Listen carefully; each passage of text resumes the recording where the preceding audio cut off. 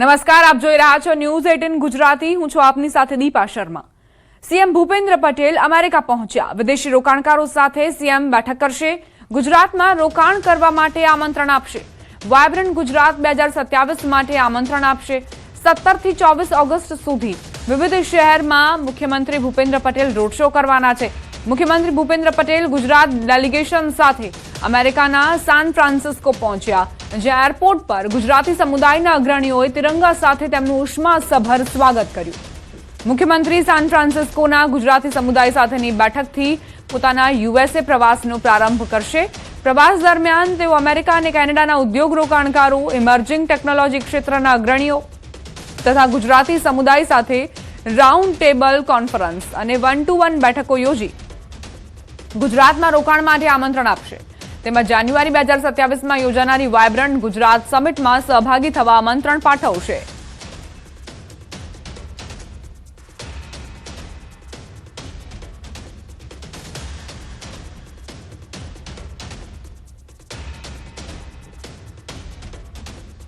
હવે આગળ વાત સુરતમાં દારૂ પાર્ટી બેફામની.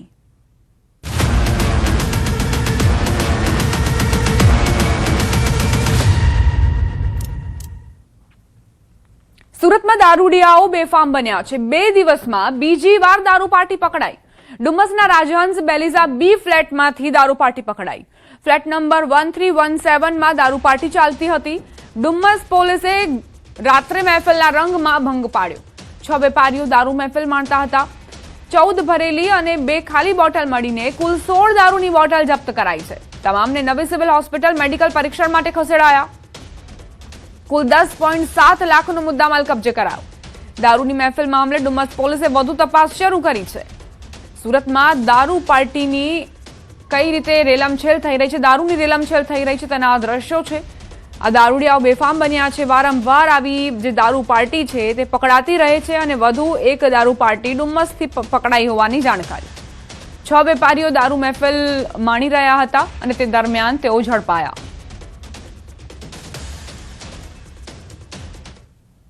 સંવાદદાતા કીર્તેશ લાઈવ જોડાઈ ગયા છે.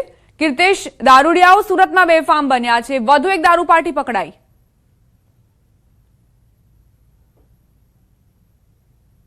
બિલકુલ, સુરતનો ડુમ્મસ એ દરિયા કિનારો છે અને અહીંયા માલેતુજારોના ફ્લેટ હોય, ફાર્મ હાઉસ હોય કે ફ્લેટ ભાડે રાખીને અહીંયા દારૂની મહેફિલો ચાલતી હોય છે. ખાસ કરીને શનિવારના રોજ એક બર્થડે પાર્ટીને લઈને પોલીસ દ્વારા રેડ કરતા 22 લોકોની અટકાયત કરવામાં આવી હતી. તેમના વિરુદ્ધ કાયદેસરની કાર્યવાહી કરવામાં આવી હતી. ખાસ કરીને પોલીસને જાણકારી મળી હતી કે આ વિસ્તારમાં આ જ પ્રકારની પ્રવૃત્તિઓ ચાલે છે, જેને લઈને છેલ્લા 2 દિવસથી પોલીસ દ્વારા સર્ચ ઓપરેશનો શરૂ કરવામાં આવ્યા છે. ત્યારે રાજહંસ બેલીઝા બી ટાવરના એક ફ્લેટમાં દારૂની મહેફિલ ચાલી રહી છે. તમામ 6 લોકો કાપડના વેપારી છે, શહેરના નામચીન વેપારી છે અને તેઓ પોતાનો જ આ ફ્લેટ છે ત્યાં આગળ મહેફિલ કરતા હોવાની વિગત મળતા જ પોલીસે દરોડા પાડ્યા છે. સૌથી મહત્વની વાત છે, 6 વેપારી અને દારૂની 12 બોટલ પોલીસે કબજે કરી છે. ખાસ કરીને આ તમામ લોકો વિરુદ્ધ પોલીસ દ્વારા કાયદેસરની કાર્યવાહી કરવામાં આવી છે. ખાસ કરીને ડુમ્મસ વિસ્તાર છે કે જ્યાં ફાર્મ હાઉસ આવેલા છે અને જે પ્રોપર્ટી હોય છે તે મોટા ભાગે રેન્ટ ઉપર એટલે કે ભાડા ઉપર લઈને પાર્ટી કરવામાં આવતી છે, જેને લઈને પોલીસ દ્વારા કડક કાર્યવાહી શરૂ કરવામાં આવી છે. ત્યારે ફરી એક વખત 2 દિવસમાં બીજી વખત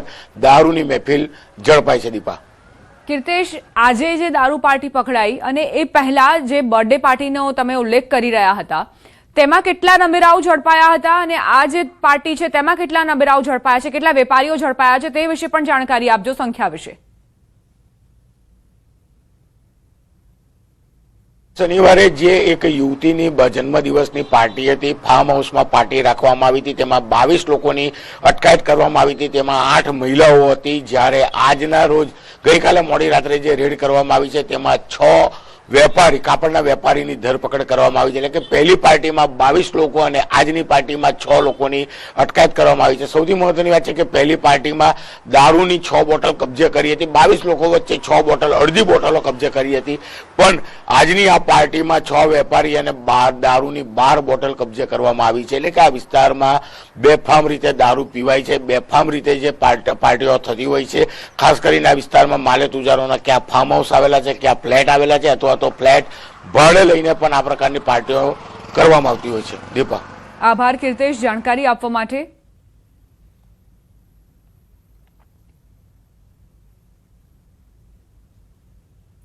ડુમસમાં દારૂ પાર્ટીનો પર્દાફાશ થયો છે અને તેના વિડીયોઝ પણ સામે આવ્યા છે.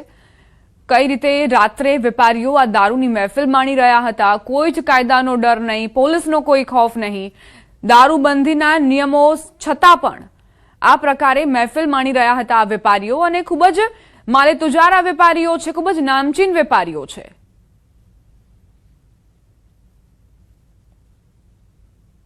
ગાંધીનગરના કલોલ શહેરમાંથી 4 શકુનીઓને પકડી પાડવામાં આવ્યા. કલોલ શહેરમાં રમતા હતા જુગાર.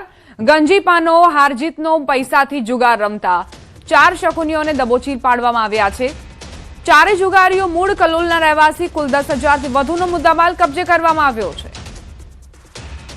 કલોલથી આ શકુનીઓ ઝડપાયા છે. તેઓ જુગારધામ ચલાવી રહ્યા હતા, જુગાર રમી રહ્યા હતા. કલોલ શહેરમાં આ જુગાર રમાઈ રહ્યું હતું. જુગાર રમતા 4 શકુનીઓ હવે દબોચાઈ ગયા છે. 4 જ જુગારીઓ મૂળ કલોલના રહેવાસી હોવાની વિગતો ખુલી છે.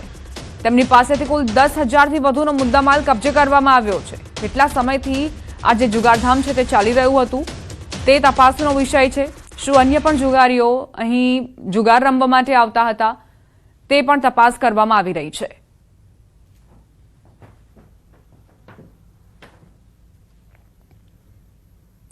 સુરત જિલ્લાના માંગરોળના કોસાડી ગામે ફરી એક વખત શ્વાનોનો આતંક સામે આવ્યો. ગામના ચોરા નજીક 7 જેટલા શ્વાનોએ બાળકીને ઘેરી લઈ શરીર પર બચકા ભરતા ગંભીર ઇજાઓ પહોંચાડી હતી. બાળકીની બૂમાબૂમ સાંભળી સ્થાનિકો દોડી આવ્યા અને શ્વાનોને દૂર કરીને બાળકીને લોહીલુહાણ હાલતમાં હોસ્પિટલ ખસેડી હતી. હાલ બાળકી સારવાર હેઠળ છે. મહત્વનું છે કે 1 વર્ષ અગાઉ આ જ ગામમાં શાળામાં કમ્પાઉન્ડમાં શ્વાનના હુમલામાં એક બાળકીનું મોત થયું હતું. વારંવારની ઘટનાને લઈને સ્થાનિકોમાં રોષનો માહોલ છે. સમાચાર અમરેલીથી. સાવરકુંડલામાં ખાનગી બસનો ગંભીર અકસ્માત. અમદાવાદથી સાવરકુંડલા આવેલી ટ્રાવેલ્સની બસે કાબુ ગુમાવ્યો. કાબુ ગુમાવતા બસ શહેરની મધ્યમાં 2 વેપારીઓની દુકાનોમાં ઘૂસી. બસ દુકાનોમાં ઘૂસી જતા મુસાફરોમાં અફરાતફરીનો માહોલ સર્જાયો. અકસ્માતમાં બંને દુકાનોને ભારે નુકસાન પહોંચ્યું. દુકાનમાં બસ ઘૂસી જતા વેપારીઓમાં રોષ વ્યાપ્યો છે. બેફિકરાઈથી વાહન ચલાવવાના આરોપ વચ્ચે અકસ્માત સર્જાયો. અકસ્માત બાદ ઘટના સ્થળે લોકોના ટોળા એકત્રિત થયા. સદનસીબે આ અકસ્માતમાં કોઈ જાનહાનિ નથી થઈ.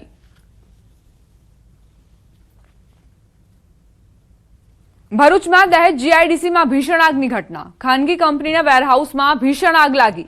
વેરહાઉસમાં અચાનક આગ ભભૂકતા અફરાતફરીનો માહોલ સર્જાયો. આગે વિકરાળ સ્વરૂપ ધારણ કરતા ધુમાડાના ગોટે ગોટા દૂર દૂર સુધી દેખાયા. ઘટનાની જાણ થતાં ફાયર બ્રિગેડની ટીમ પહોંચી. ફાયર બ્રિગેડ દ્વારા આગ પર કાબુ મેળવવાના પ્રયાસ કરવામાં આવી રહ્યા છે. આગ લાગવાનું કારણ હજુ અકબંધ.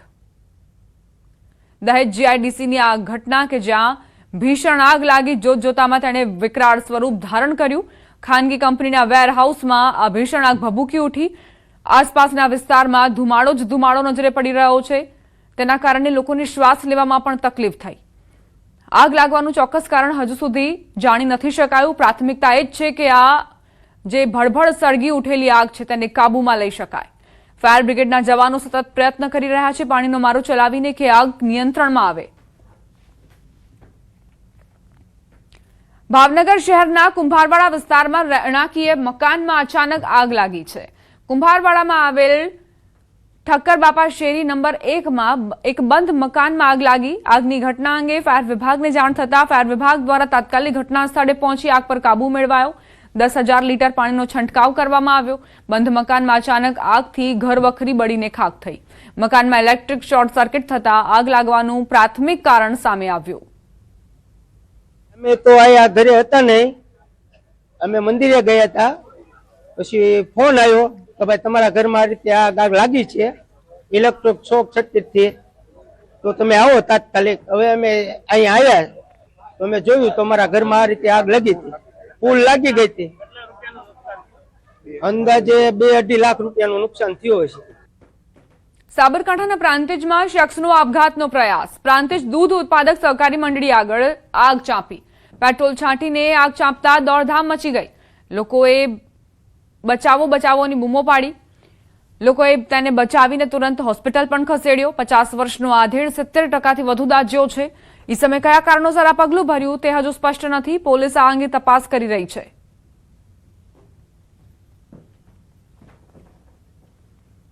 થરાદના સૌપુરા ગામે ઈવી સ્કૂટરમાં અચાનક આગ લાગી. ગણતરીની મિનિટોમાં સ્કૂટર આગની ઝપેટમાં. આગ લાગતા ઘટના સ્થળે અફરાતફરીનો માહોલ સર્જાયો. સ્થાનિકોએ પાણીનો મારો ચલાવીને આગ પર કાબુ મેળવ્યો. આગમાં ઈવી સ્કૂટર બળીને ખાખ. આગનું કારણ હજુ જાણી નથી શકાયું. સદનસીબે કોઈ જાનહાનિના સમાચાર નથી. સૌપુરાની આ ઘટના છે કે જ્યાં ઈવી ટુ વ્હીલર ભડભડ સળગવા લાગ્યું. જોકે આ દરમિયાન કોઈ ચાલક તેની પર સવાર નહોતા, જેના કારણે જાનહાનિ ટળી છે. પરંતુ આસપાસના વિસ્તારમાં આ જે વાત છે તે વાયુવેગે પ્રસરી ગઈ છે, જેના કારણે ઈવી ટુ વ્હીલર ચાલકો જે છે તેમનામાં ડરનો માહોલ છે. રાજકોટમાં વ્યાજખોરો બેફામ બન્યા છે. પોલીસ કોન્સ્ટેબલને મારી નાખવાની ધમકી આપી. પોલીસમેન કૃપાલસિંહ સિંધવને ધમકી આપી છે. મોટા ભાઈએ લીધેલા વ્યાજના રૂપિયા ચૂકવવા પોલીસમેન પર દબાણ. અમદાવાદના મહાવીરસિંહ સિંધવે વ્યાજ રૂપિયા લીધા. 1.35 કરોડ વ્યાજે લીધા હોવાનો વ્યાજખોરોનો દાવો. 9 જૂને મહાવીરસિંહ સિંધવે અમદાવાદના ફ્લેટમાં આપઘાત કર્યો હતો. મહાવીરસિંહે લીધેલા નાણાં અંગે પરિવાર અજાણ હોવાનો દાવો છે. મૃતકના બેસણાના દિવસે વ્યાજખોરો ટોળા સાથે પહોંચ્યા. બેસણાના દિવસે જ પૈસાની ઉઘરાણી કરી ધમકી આપ્યાનો આરોપ છે. પોલીસ કોન્સ્ટેબલને ધમકી આપનાર સામે ફરિયાદ નોંધાઈ. સુરેન્દ્રનગરના રાજા રાતડિયા અને રમેશ વરુ સામે ફરિયાદ નોંધાઈ. પ્રદ્યુમનનગર પોલીસે ફરિયાદ નોંધીને તપાસ શરૂ કરી.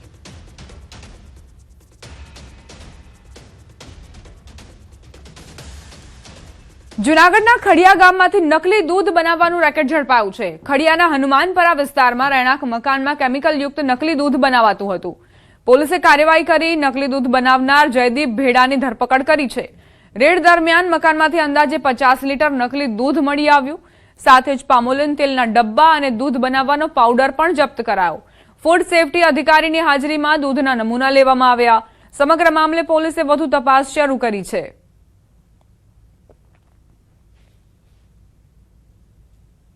સમાચાર નર્મદાથી. સરદાર સરોવર નર્મદા ડેમની સપાટીમાં વધારો. ઉપરવાસમાંથી 16,039 ક્યુસેક પાણીની આવક. હાલ નર્મદા ડેમની સપાટી 135.10 મીટર પર પહોંચી. ડેમની મહત્તમ સપાટી 138.68 મીટર છે. ડેમ ઓવરફ્લો થવામાં 3.58 મીટર દૂર. 24 કલાકમાં 10 સેન્ટીમીટરનો વધારો થયો. નર્મદા ડેમ 90% ભરાયો છે. તો ગુજરાતની જીવાદોરી સમાન સરદાર સરોવર નર્મદા ડેમ, જેની સપાટીમાં વધારો એ સૂચવે છે કે આગામી સમયમાં પાણીની સમસ્યા નહીં રહે.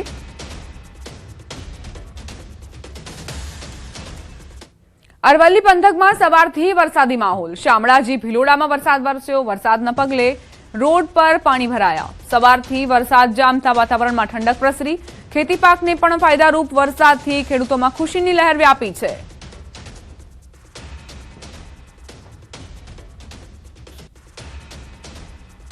રાજ્યમાં 24 કલાકમાં 131 તાલુકાઓમાં વરસાદ વરસ્યો છે. તાપીના ડોલવણમાં સૌથી વધુ 2 ઇંચ વરસાદ ખાબક્યો. ખેરગામ અને ગણદેવીમાં 1.5 ઇંચ વરસાદ વરસ્યો. ચીખલી, વલસાડ, પારડી, સુબીરમાં પણ 1 ઇંચ વરસાદ વરસ્યો છે.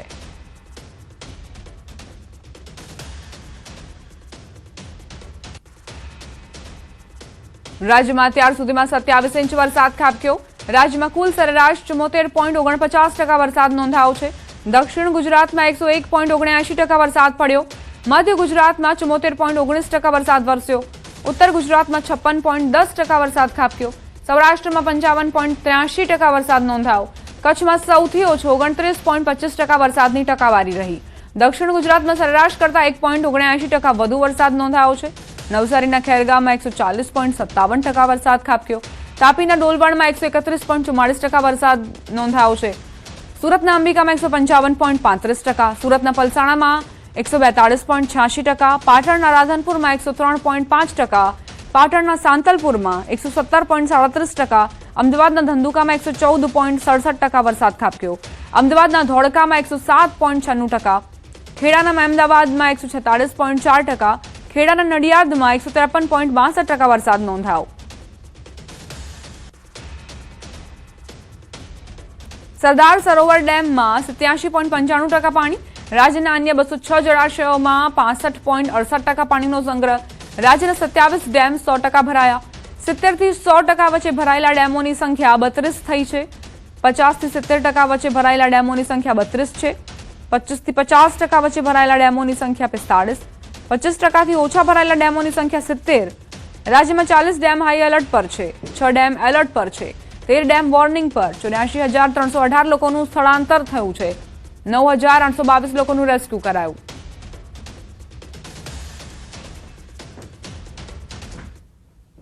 આંતરરાષ્ટ્રીય સમાચારોની કરી લઈએ વાત. અમેરિકામાં લાલા વાવાઝોડાનો કહેર હવાઈ આઇલેન્ડ પર તોફાન મચાવ્યું છે. વાવાઝોડાના કારણે મુશળધાર વરસાદ વરસ્યો, તોફાની પવને તારાજી સર્જી, નદી નાળા ઓવરફ્લો થયા છે, રોડ પર નદી વહેતી હોય તેવા દ્રશ્યો સર્જાયા. હવાઈમાં 155 વર્ષનું સૌથી મોટું સંકટ, 40,000 ઘરમાં વીજળી ડોલશે, 2.1 લાખ લોકો પ્રભાવિત થયા છે. 120 કિલોમીટરની ઝડપે આ હવાઓ ચાલી છે. ભારે પવનના કારણે દરિયામાં તોફાની મોજા ઉછળ્યા. 1871 બાદ હવાઈ આઇલેન્ડ પર આ વાવાઝોડું ત્રાટક્યું. અમેરિકામાં લાલા વાવાઝોડાનો કહેર છે. હવાઈ આઇલેન્ડ પર જ્યાં નજર કરશો ત્યાં પાણી જ પાણી જોવા મળી રહ્યું છે. પાણીની સાથે કાટમાળના કારણે પણ લોકો પરેશાન થઈ રહ્યા છે. 2.1 લાખ લોકો પ્રભાવિત થયા છે. વીજળી ડોલ થતાં લોકોને જીવન જરૂરિયાતની જે વસ્તુઓ છે તે પણ પ્રાપ્ત નથી થઈ રહી, ભોજન પણ નથી મળી રહ્યું, પાણી માટે પણ વલખા મારી રહ્યા છે. આ તરફ જાપાનમાં પણ ભારે વરસાદે તબાહી મચાવી છે. પૂર જાપાનના ચિબા વિસ્તારમાં પડેલા અતિભારે વરસાદના કારણે લોકો પરેશાન થયા છે.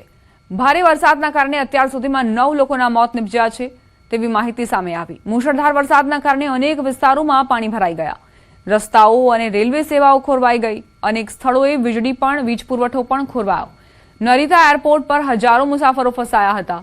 ચિબા વિસ્તારમાં 12 ઇંચ જેટલો વરસાદ પડતા 70 થી વધુ મકાનોને નુકસાન થયું, જ્યારે 1000 થી વધુ ઘરોમાં પૂરનું પાણી ઘૂસી ગયું, જેમાં લગભગ 600 ઘરોમાં પાણી ફ્લોરથી પણ ઉપર સુધી પહોંચ્યું. સ્થાનિક મીડિયા અનુસાર અંદાજે સ્થિતિ એટલી વિકટ બની છે કે 1200 કાર રસ્તાઓ પર છોડી દેવામાં આવી. જાપાનમાં હાલ બચાવ અને રાહત કામગીરી ચાલી રહી છે અને અસરગ્રસ્ત વિસ્તારોમાં લોકોને સાવચેત રહેવા અપીલ કરાઈ છે.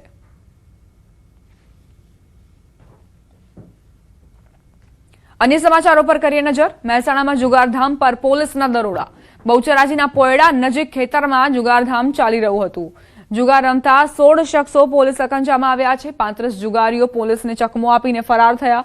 જુગારધામમાંથી 4,79,000 રોકડ જપ્ત, 24 મોબાઈલ, 11 વાહનો પણ કબજે કરાયા છે. કુલ 39 લાખનો મુદ્દામાલ પોલીસે જપ્ત કર્યો છે.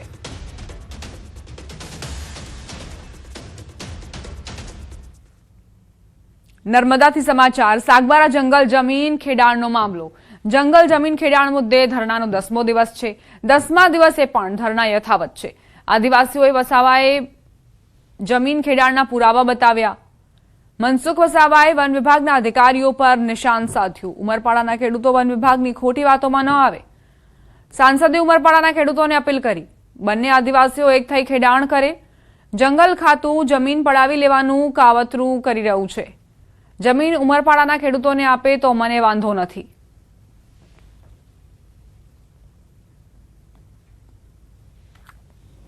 આ જંગલની જમીન સાગબારા પાસેથી છોડાવી અને ઉમરપાડાના આદિવાસી ખેડૂતોને મળે એવું હોત તો મને કોઈ વાંધો નહોતો, પણ એ આદિવાસીને ત્યાં મળવાની જ નથી. ઉમરપાડાના ખેડૂતોને એ મળવાની નથી. એ જમીનમાં જંગલ ખાતું પ્લાન્ટેશન કરવાનું છે. એટલે આદિવાસીઓને અંદર લડાવવાના ધંધા આ જંગલ ખાતાના લોકોને, ખાસ કરીને ત્યાંનો ડીએફઓ અને એસીએફ ત્યાં આ પ્રકારના કૃત્ય કરી રહ્યા છે. આદિવાસીને લડાવવાના અને પોતાના પ્લાન્ટેશન કરી અને કરોડો રૂપિયા, લાખો રૂપિયા કમાવાના આ જંગલ ખાતાના ધંધો છે. બોટાદ શહેરના હીરા બજારમાં લાખો રૂપિયાના હીરાની ચોરીની ઘટના સામે આવી છે. નીલમ શોપિંગ સેન્ટરમાં આવેલી હીરાના વેપારી અશોકભાઈ કણકોટિયાની ઓફિસમાંથી હીરાની ચોરીને અંજામ આપવામાં આવ્યો. લાખો રૂપિયાની કિંમતના હીરા ચોરાયા હોવાની આશંકા છે. ઘટનાની જાણ થતાં ડીવાયએસપી, એલસીબી સહિતનો પોલીસ કાફલો ઘટના સ્થળે પહોંચ્યો અને તપાસ આરંભી. પોલીસની તપાસ બાદ કેટલા રૂપિયાના હીરાની ચોરી થઈ છે તેનો ચોક્કસ આંકડો સામે આવશે. બોટાદની આ ઘટના ખરેખર ચોંકાવનારી છે કે જ્યાં ઓફિસમાંથી લાખોની કિંમતના હીરા ચોરી થયા છે. વેપારી છે તેમણે પોલીસને જાણ કરી. તાત્કાલિક એલસીબી અને ડીવાયએસપી સહિતનો કાફલો ત્યાં પહોંચ્યો અને તપાસ કરી રહ્યું છે કે આખરે શું બન્યું હતું.